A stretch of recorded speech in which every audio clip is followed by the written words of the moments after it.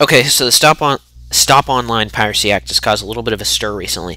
However, what really interests me is how little of a stir it is. For those of you who aren't aware, the SOPA, for short, is a bill put forth that would allow the entertainment industry to it would give them the right to protect intellectual property, quote unquote, by giving them the irrefutable right to shut down any website or video or such that may or may not have copyrighted images, videos, etc. Now, I'm not an expert on this law by any stretch of the imagination, but I know enough to talk about it, and if anybody's interested in it being explained a little better, then visit a website that I'll link in the description, www.americancensorship.org. First of all, it was already illegal for people to use copyrighted stuff in the first place. So why this new bill? Well, the way the law is currently is that if I use a clip from for one of my reviews, and the studio who owns the clip would file a DMCA, and then I would file a counter notice, and due to the fact that I have fair use and satire parody clause on my side, I would be in the clear.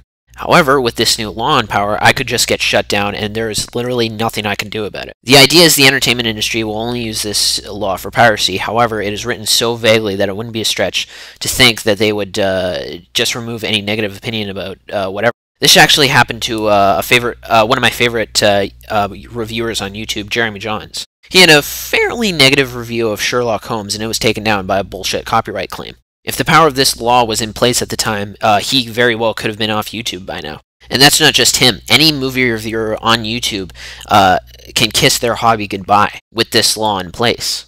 And let's not forget video games. This applies to all you who prefer video games. All of those critics and game sites you like, that same goes for them. In fact, if I'm not mistaken, Nintendo, Sony, and EA all support this law. Apple and Microsoft also support it indirectly.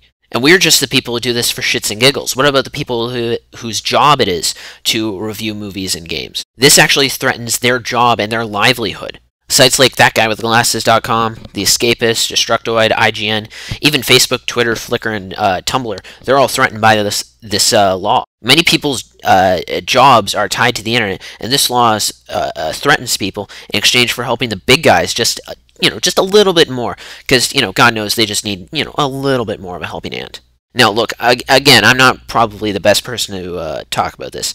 However, just by the sheer fact that not everybody I know is talking about this, just suggests that this needs to be discussed some more. Now, look, I'm going to link a couple people who have made much better videos than I on this very subject.